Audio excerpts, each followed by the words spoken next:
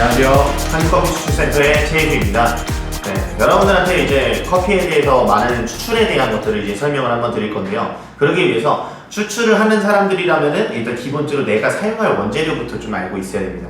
근데 보통 대다수의 저 또한 마찬가지였긴 했지만 보통 이제 커피를 잘못 배웠을 때는 그냥 추출을 했을 때 거의 정형적인 추출되는 에스프레소의 색깔이라든지 내지는 에스프레소 나오는 추출되는 속도 이런 것들을 이제 많이 따져봤었는데 사실상 그렇게 했을 때는 커피를 맛을 조절을 하기가 조금 힘들다고 보시면 좋을 것 같아요.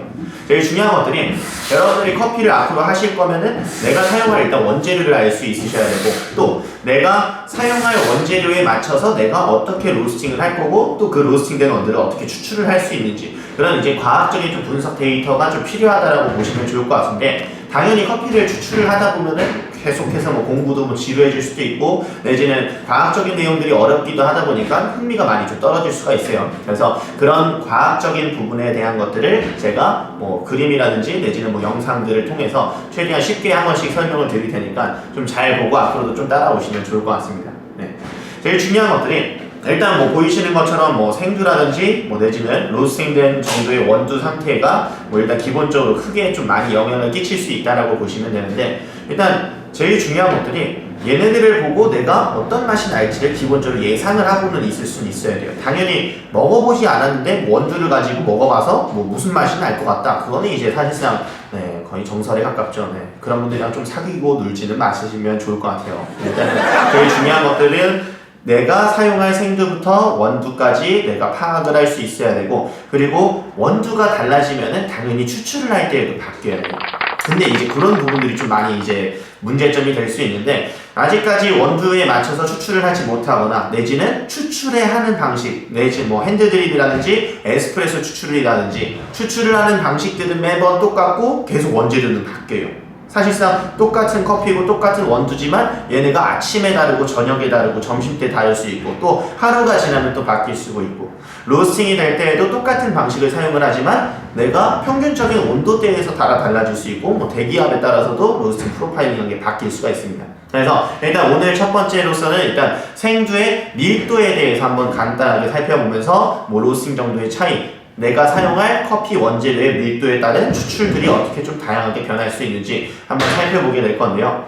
기본적으로 일단 커피 생두의 밀도는 굉장히 이제 단단합니다. 그래서 밀도가 단단할수록 고산지대에서 자랐을 때 영향들도 많이 있는데 그건 이제 생두 편에서 좀 더 많은 설명들을 한번 드릴 거고 그러면 단단해져 있는 생두 상태에 대해 내가 물을 붓는다라고 사실상 여기서 커피의 성분들이 뽑힌다라든지 내가 알고 있었던 커피 맛들이 나지가 않아요. 보통 과일이라든지 꽃이라든지 약간의 스파이시한 향들이 좀 겉돌 수 있다 내지는 풋내가 날 수 있다 이 정도로 좀 볼 수 있는데 그러면은 이 생두들의 본연의 맛들을 알아보기 위해서는 안에 있는 섬유질 구조들을 확장을 시켜서 다공질 세포로 바꿔줘야 되는 것들이 로스팅이라고 보시면 돼요.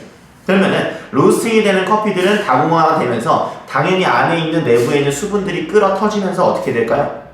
콩의 크기도 2배로 확장이 되고 기본적으로 섬유질 구조가 아닌 다공질 세포로 바뀌면서 그 다공질 세포 안에 들어가 있는 보통 이제 고형 성분이라는 것들을 물로 씻어서 내는 게 추출이라고 보시면 돼요.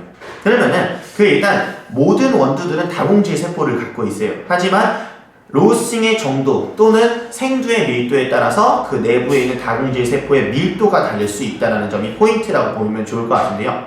예를 들어서 지금처럼 조금 더 이제 오른쪽에 보이시는 원두에 비해서 이 왼쪽에 보이시는 원두 상태가 조금 더 색상 자체는 밝은 정도로 볼 수 있습니다. 보통 이제 색도라고 하는데요. 그러면은 색도가 밝은 커피는 어두운 커피보다 밀도가 어떨까요? 그렇죠. 훨씬 더 단단할 수 있게 돼요. 더 단단하다는 거 이유 자체가 더 물의 영향을 덜 받았기 때문에 같은 조건 속의 생두라면은 만약에 더 밝을수록 밀도가 더 단단한 조건을 가질 수가 있고요. 예를 들어서 에스프레소를 추출을 한다. 그러면 이 커피 상태의 가장 베스트 에스프레소가 30초에 30ml의 에스프레소다. 이렇게 가정을 해볼게요. 그러면은 반대로 색상이 더 어두운 이제 색상의 원두는 어떻게 될 수 있을까요? 밀도가 더 낮기 때문에 동시간 추출 대비 성분들이 훨씬 더 많이 나올 수 있게 됩니다. 그러면은 과다 추출로 이루어질 수 있고 과다 추출이 되게 되면 굉장히 이제 강한 쓴맛과 함께 마우스필인 촉감적인 부분들에서 텁텁한 맛들을 유발을 하게 되는데요. 그래서 그런 촉감적인 부분들이 좋지 못하면은 정상적인 커피로 볼 수가 없게 됩니다. 왜냐면은 맛이라는 것들은 기호식품이지만 여러분들이 뭐 떫다든지 내지는 텁텁한 것들을 좋아하시는 분들은 거의 없어요. 그래서 일단 대중들이든 뭐 일반인들이든 뭐 전문가들 간에 제일 중요한 것들이 촉감적인 부분들이 굉장히 좋을 수 있어야 돼서 일단 강하게 볶인 원두 상태에서는 밝게 생긴 원두 상태보다는 어떻게 할 수 있어야 돼요? 조금 더 추출 속도가 빨라지거나 내지는 그런 추출 속도가 빨라질 수 있는 요인들이 뭐 분쇄 입자를 바꾼다든지 추출량을 줄인다라든지 원두량을 뭐 낮춘다라든지 사용되는 압력들을 뭐 바꿔준다라든지 내지는 뭐 핸드 드립다 추출되는 드리퍼의 물의 통과 시간이 빠른 드리퍼를 쓴다든지 여러 가지 이제 조건들이 있는데 그러한 것들은 일단 어떤 걸 바꾸어서 내가 추출 속도를 빠르게 할지 또는 어두운 추출 상태가 정상이라고 했을 때 밝은 색상의 원두를 사용을 할 때에는 어떻게 느리게 추출을 할지에 대한 선택들은 기본적으로 내가 관능적 평가나 또는 원두의 기본 맛에 있어서 내가 포인트 내지는 밸런스를 맞출 수 있어야 되는 게 추출이라고 보시면 됩니다.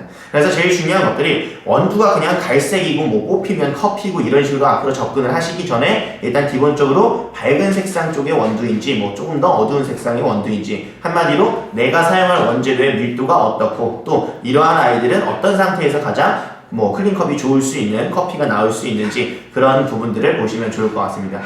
네, 이상 바리스타 트레이너 최희수였습니다. 감사합니다.